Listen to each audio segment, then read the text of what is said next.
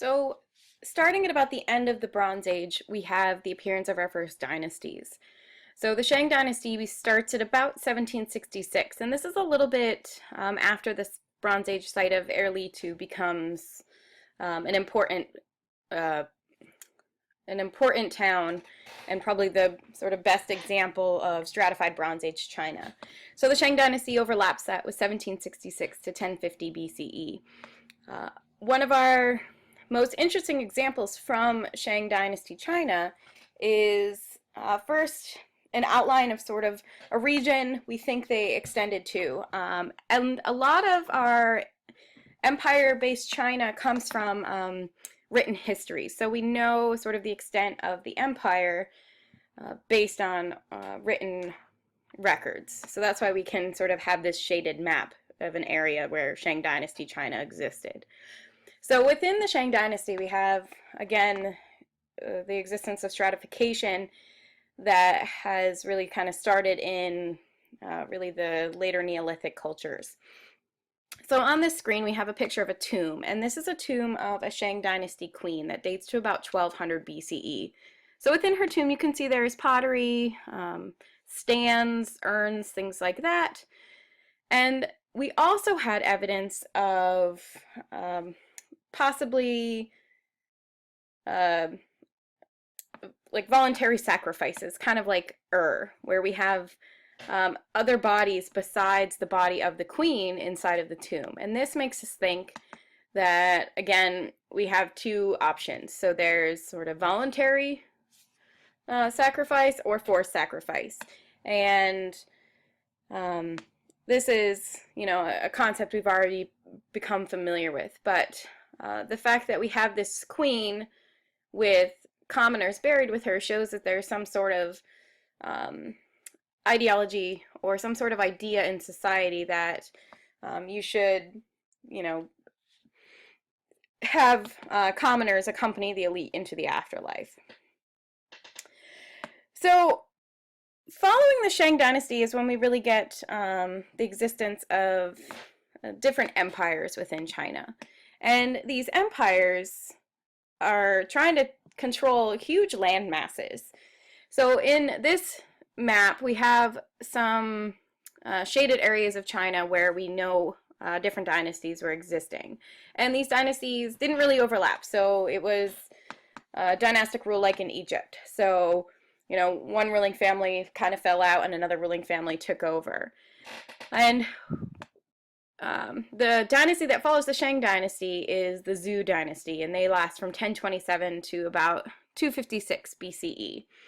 And within this dynasty, we have the beginning of the idea of something called the Sons of Heaven. And this is a mandate, kind of, that sort of says that certain members of society have the right to rule. So they are sons of heaven. And all the kings, all the emperors are called the son of heaven. So it seems as though they are sort of classified as religious chosen ones. And this is very interesting because we also know that in Chinese history, there's not a priest class. We don't have priests as the sort of seconds in command like we have in Egypt and Mesopotamia. So in China, the emperor is really the most religious person in society. And this is kind of different than what we're used to thinking about in terms of rulership.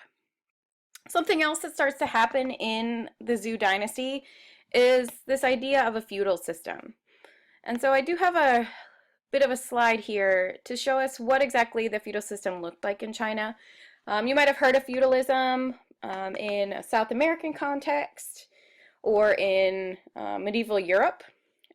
So we have a similar example in Zhou period China. So basically, in a feudal system, there are, the elites and nobles, and then the commoners. And of course, the emperor is at the very top of the feudal system, and then the nobles sort of do the emperor's bidding.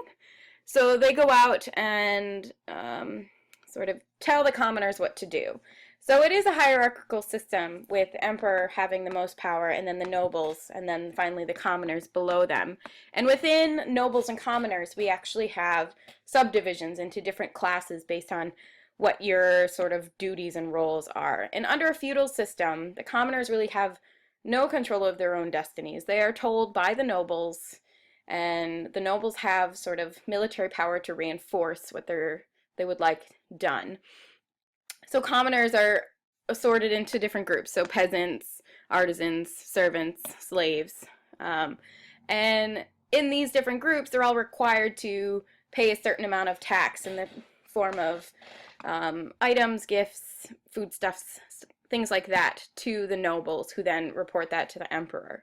So this really subdivides the social system and really isolates the commoners as those that really don't have a lot of rights. They don't get a lot of control over their own things. So this is a feudal system that starts in during the Zhou dynasty of rule. So the Zhou rulers really only seem to have influence right around their capital city. So the emperor himself didn't really bother himself with the rest of his land. And he sent the nobles, his lords and warriors, out to deal with the peasants and the common people. So beginning in about the 700s, we have something called the Warring States period. And this is when people start to revolt. And there are 5 different factions that kind of rise up against the Zhou dynasty. And the Qin, the Zhao, the Wei, the Han, and the Chu. And these 5 factions sort of take on the Zhou dynasty and kind of fight back the idea of feudalism. And eventually the Qin dynasty becomes the most powerful, and they're really the first empire of China in the way we think of empire. We'll actually get to talk about empire in just a minute here. So this is when we really have the existence of our first true emperor. In the Zhou dynasty, we did talk about an emperor, but really he probably would have just been a king at this point in time. So a few characteristics of empire. They really maintain their land through economic control. And an empire is really a big expanse of land that is controlled by a very small elite who is controlled by the emperor. The empire was established after a period of war, and they kind of promoted this ideology of a return to harmony and the rightful state of the land. So after the Warring States period, the Qin dynasty saw that they had to really sort of return people to a more rightful state. So return people to getting along. They really wanted the unification of society, and through this unification, they actually assigned last names to people. So prior to this period, there was not last names in China. Everyone just had one name. At the time of empire, everyone was forced to take on a surname. And this really made them more accountable and sort of forced into a standardization. So let's think for just a second about what an empire actually is. And an empire can be defined by political, ideological, and economic controls. And oftentimes empires use a concept called imperialism, and this is expanding one's influence through diplomacy or military force. So the United States can be considered a sort of imperial country at times. Most famous empires, the British Empire, the Ottoman Empire, the Roman Empire, all of these are pretty common references throughout history. Some might even argue that America is an empire, and I'll let you sort of decide on that by yourself. So how is it that the Qin dynasty becomes the first empire? How could they sort of defeat everybody else during this Warring States period? And in fact, the location of the Qin faction was a huge part of this. They had a really good geography for defense. So they had the river, the Yellow River on one side, the Yangtze River on another side, and then they actually started building walls at this point to defend themselves. So they had a really sort of decent arrangement in order to take control.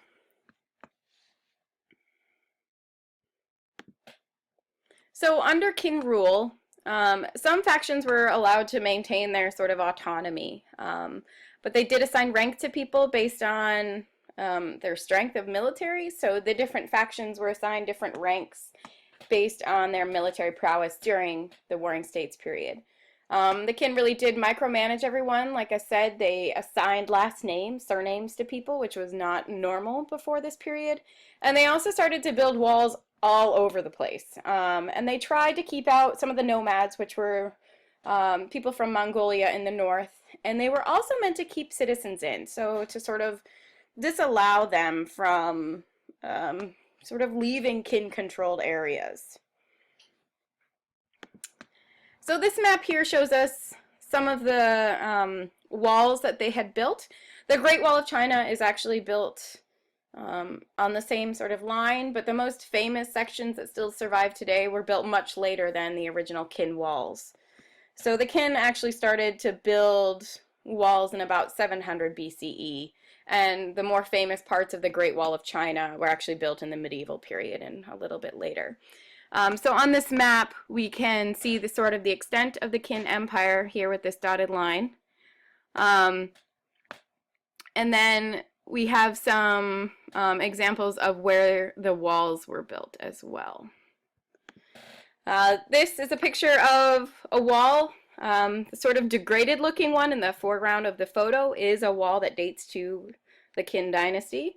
The one in the background here is added onto in a slightly later period than the foreground. So within the Qin dynasty is when we have sort of the ranking of individuals. They assigned headmen to villages, and they had the existence of very strong rulers.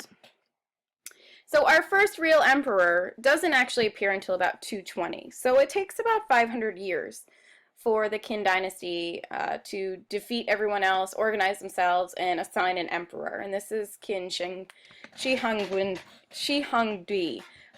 Excuse my pronunciation. Chinese archaeology is definitely not my specialty.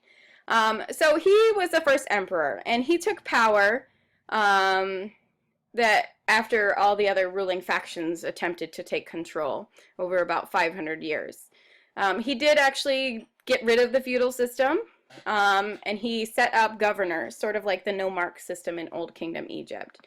And he really did promote this unified ideology. He really tried to get rid of some of this cultural plurality that was existing prior to Qin rulers taking over China. And he established this idea that texts written by other factions should be destroyed. So he really did try to eradicate any cultural differences that might have existed prior to his rulership. And this is a bit of a problem, because when someone destroys another culture's history, we sort of lose a little bit of the evidence of its existence at that time. And for archaeologists, this is a pretty traumatic hit, because if you destroy texts, that's one thing, but during this period of Qin rule, they also tried to get rid of any historical markers and monuments and things like that. So one of the most famous archaeological bits from the Qin dynasty is the tomb of their first emperor. So this tomb you've probably actually heard of or seen before, and this is the one that has 3,000 terracotta soldiers in it. The tomb itself is actually marked by a pyramid-shaped mound with a lot of tunnels and rooms inside of it. The tomb was built sort of in secret, and it was really concealed in history, in its own contemporary history, because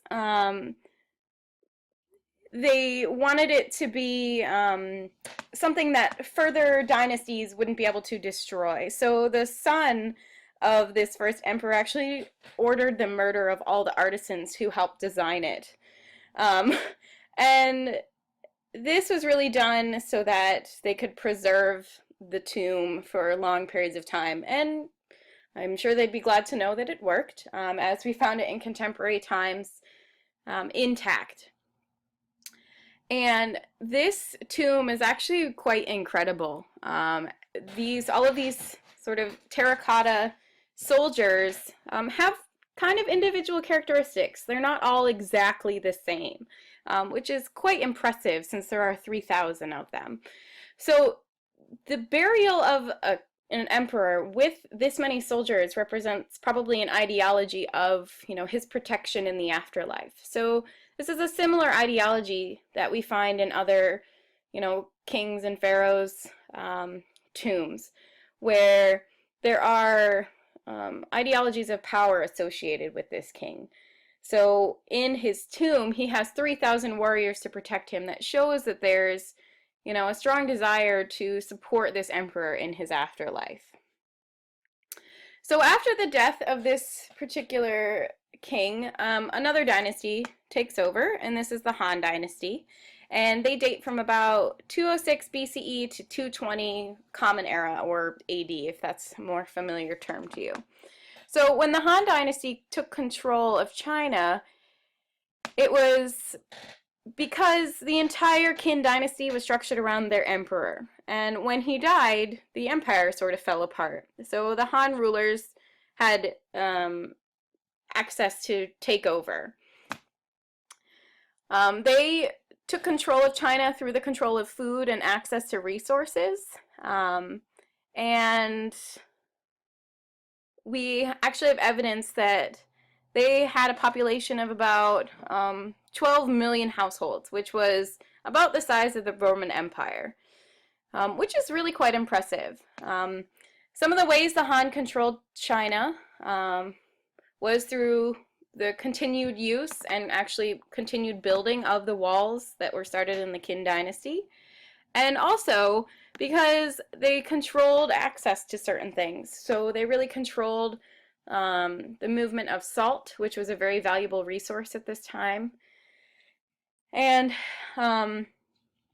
they also took control of the iron industries of China. And both of these things became extremely important during their period of rule. So the reason empire was in existence in China at the time is because they had established an ideology of this right to rule. And they created a unified state under one rule. Obviously, this was not really supported at all times in Chinese history, because we do have this warring states period. But in order to establish a right to rule and this idea of the Son of Heaven, the empires of China really tried to create a similar cultural ideology. And I'm sure the walling of China, the erection of walls, probably helped in unifying a culture. All right, so that's all we're going to get to for the Chinese Empire. I have posted a link within this unit for you to sort of explore some of the tombs and things like that during this empire period. So if you want to take a look at those, feel free.